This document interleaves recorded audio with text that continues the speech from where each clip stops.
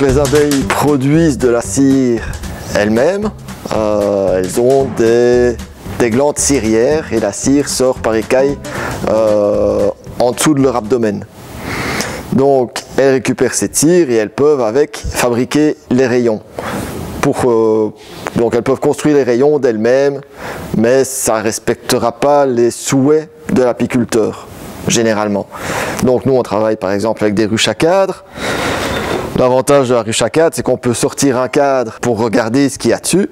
Si les abeilles ont construit en travers dans la ruche, de manière diagonale, ou qu'elles ont préféré faire des ronds pour une raison quelconque à l'intérieur de la ruche, on ne saura pas sortir les cadres.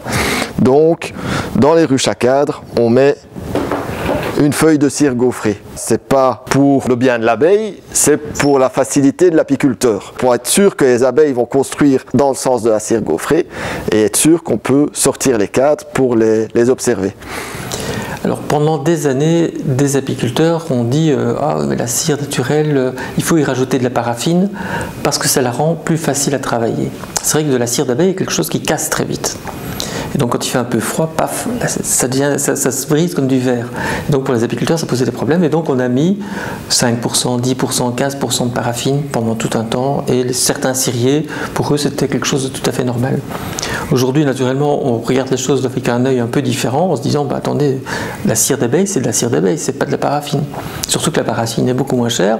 Et donc ça a incité aussi certains marchands, à quelque niveau que ce soit, de se dire, bah oui, c'est beaucoup moins cher.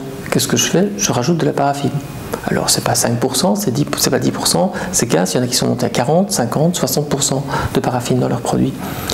Donc là, ces derniers temps, on a eu comme ça toute une série de scandales qui sont arrivés sur le marché, où on a constaté qu'il y avait des cires d'abeilles qui n'étaient pratiquement plus des cires d'abeilles.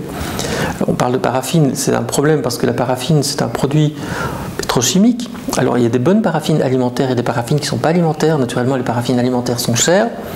Donc quand on rajoute de la paraffine aux cires, on prend de la paraffine généralement non alimentaire. Avec le gros problème, c'est que la cire, c'est quand même le berceau du miel. Les abeilles vont avoir tendance à utiliser cette cire qui est déjà en place et l'étirer pour construire le rayon en 3D, on va dire. Donc ici, on a juste une feuille qui fait environ 1 mm d'épaisseur. Et ici, les abeilles ont fini de construire le cadre et on a une belle épaisseur dans lequel soit la reine peut pondre, soit une abeille peut venir stocker du miel ou du pollen.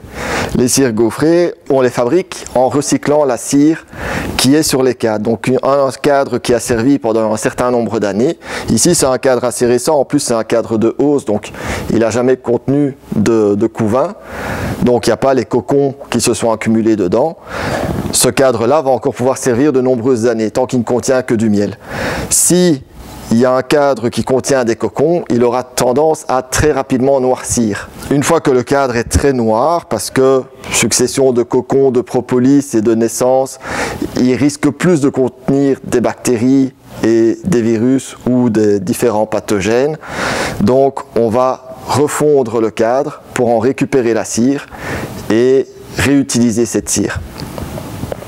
La fonte du cadre se passe dans une machine particulière qu'on appelle la fondeuse.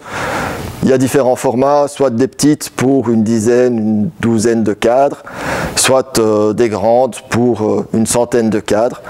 Et en général, ça fonctionne avec la vapeur. Soit avec une centrale vapeur sur le côté qui génère de la vapeur et qui introduit de la vapeur dans la fondeuse, ou alors un réchaud à gaz qui chauffe de l'eau qui va s'évaporer et qui va permettre la fonte de la cire.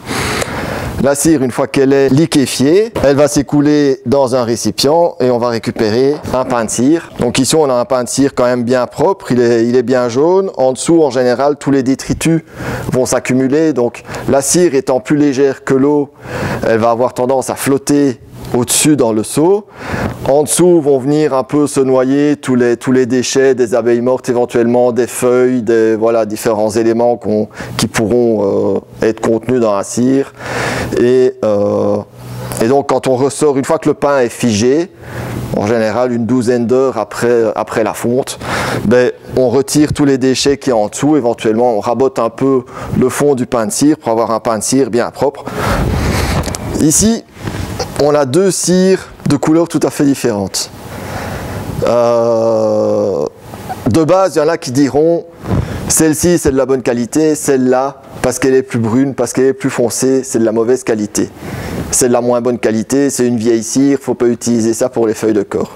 Moi, mon expérience me prouve que cette cire-ci peut être aussi bonne que cette cire-là. Si ça se trouve, elle a été oxydée. Quand on fond sa cire dans un contenant ou dans une fondeuse qui n'est pas en inox, elle peut ressortir brun comme ça, même si c'est des cadres de hausse, même si c'est de la cire d'opercule.